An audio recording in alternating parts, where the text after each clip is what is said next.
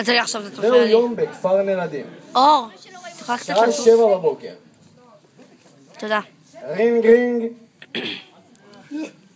יום עבודה, קדימה, כולם להתעורר, להתחיל לעבוד, יש! מה, הם שנשינים שעה כאילו? 10 בבוקר. פאק 10 בבוקר!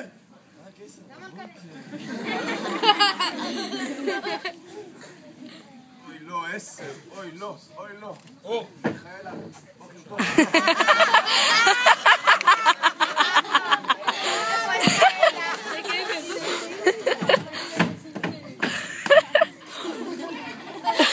תחתון מוכן לפעולה!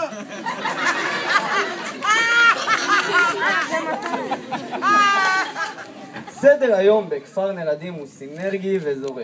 לכל אחד תפקיד קריטי וברור. תראי אותו עם השיניים. כל הקסם בכפר היה נמוך. לכל תחום יש שינשין אחראי. השעה היא 8 בבוקר והילדים יוצאים סיגל, אבל את מסתירה.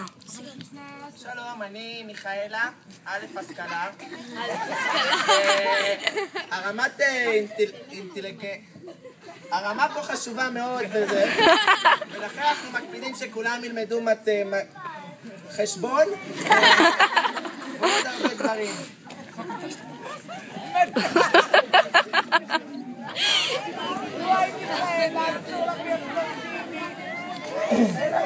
לא שומעים! ליד הכנרת, מה?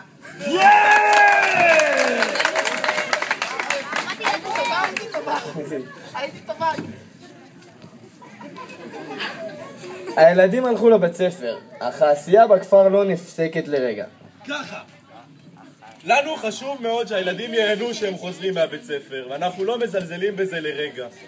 לכן אני לקחתי על עצמי את התפקיד הכי חשוב, אני א' מכשירי חשמל בכפר.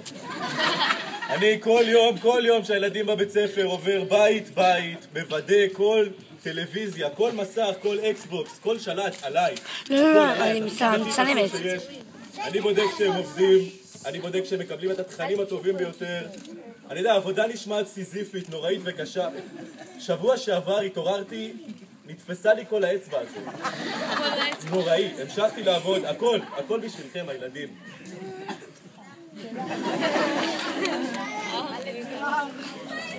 הילדים החמודים חוזרים מבית הספר, מותשים, שבוזים ובעיקר רעבים. בואו נכנס לתפקיד שלי. אני א' תמורה. התפקיד שלי, התפקיד הכי חשוב. לבדוק שהילדים מקבלים את האוכל הכי טעים, הכי מזין והכי בריא.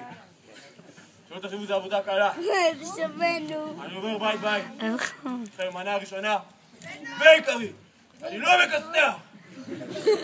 שהילדים יקבלו את הטוב ביותר. אבל בוא נגיד שלא אוכל פה, לא הכי טוב פה. יש כמה אמהות בית שלא עומדות פה בסטנדרט.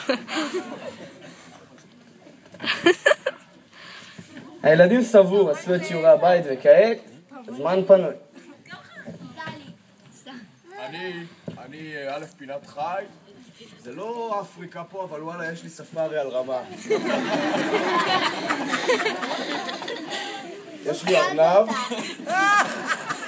אבז, 2 דגים, היה אריה פעם, אבל זיווה הבריחה אותו. לי יש את התפקיד תכלס הכי חשוב, עם כל הכבוד, כי אני צריך להאכיל אותם פעמיים ביום, אני שוטף אותם לפעמים, הם מסריחים, מים, הם שותים גם מים, החיות שלי, הם עושים קקי גם, זה תודה. ותכלס את הקקי החיילים מנקים פה.